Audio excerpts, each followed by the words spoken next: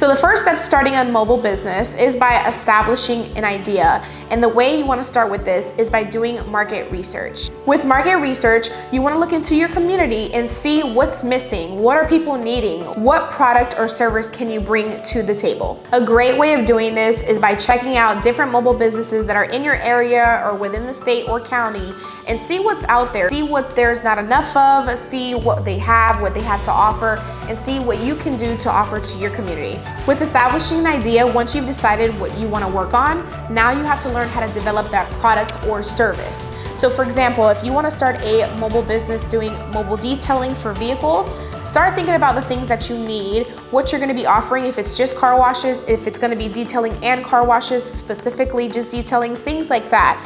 Or if you want to do something like dog grooming, are you going to be doing haircuts, nails, and all kinds of stuff, even sitting? There's a lot of things that you can do to develop a brand. When we talk about product or service and you want to develop this product, you go into something like, for example, power washing or pressure washing, and you start with just pressure washing homes, sidewalks, things like that. Then you can start offering gutter cleaning. That's a perfect example. Then you can start offering sealing and paving, because with sealing and paving, pavers, you have to pressure wash it first and then you can seal and pave.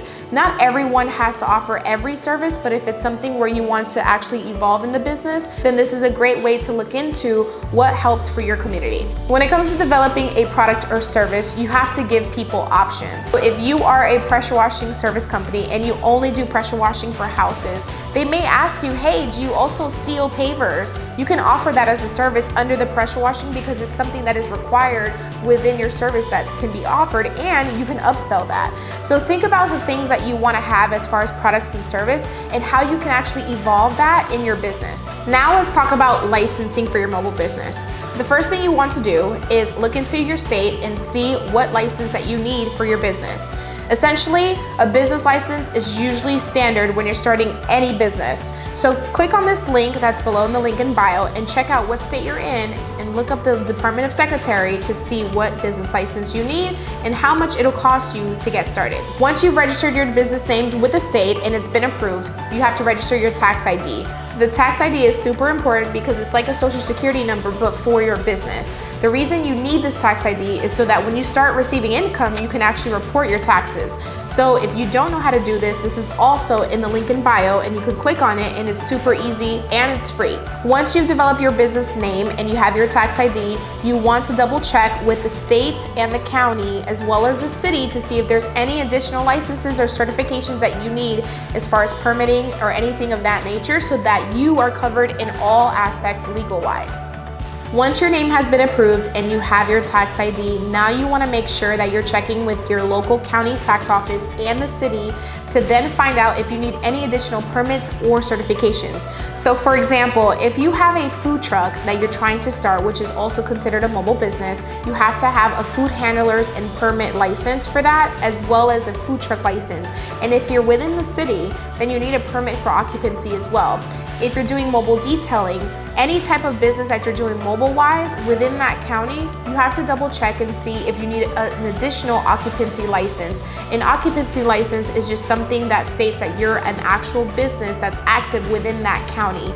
So things like that, you may have to double check. Even with the esthetician, you need the certifications. So there are certain professions that people can go mobile, but there are certifications that you need covered so that in the future, if you're getting sued for something or what have you, you have the certifications to be able to do this legally, and it'll cover you for the future. Along with all these certifications and permits and licenses, just double check and see if you also need any type of business insurance. I always advise that you do so, but I can't really give that type of advice, so speak with someone who has that profession and has a license to be able to insure you.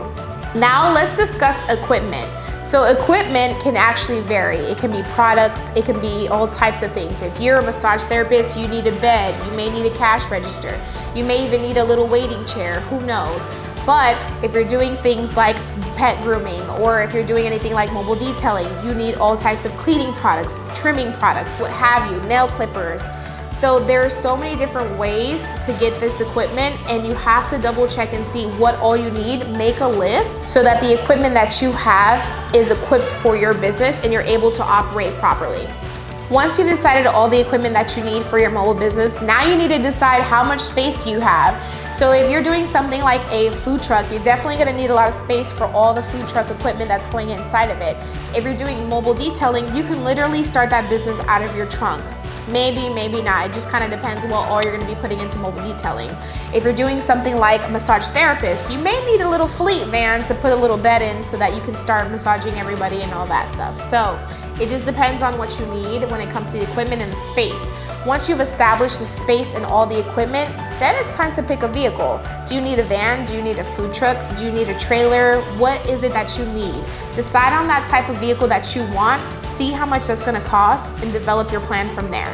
Obviously, it's gonna cost you some money to get started, but it all determines on how much money you are willing to spend and how much you have to spend in order to start this business. So make a list of everything that you need, make a list of everything that you have already, and see what you need from there. How much is all this gonna cost you? That all determines on everything that you need. Once you've decided how much you have to spend in order to start this business, now you need to determine how much money do you need to make within a certain time frame in order to get that money back. So start putting your price points on your services and your products and how much everything is going to be.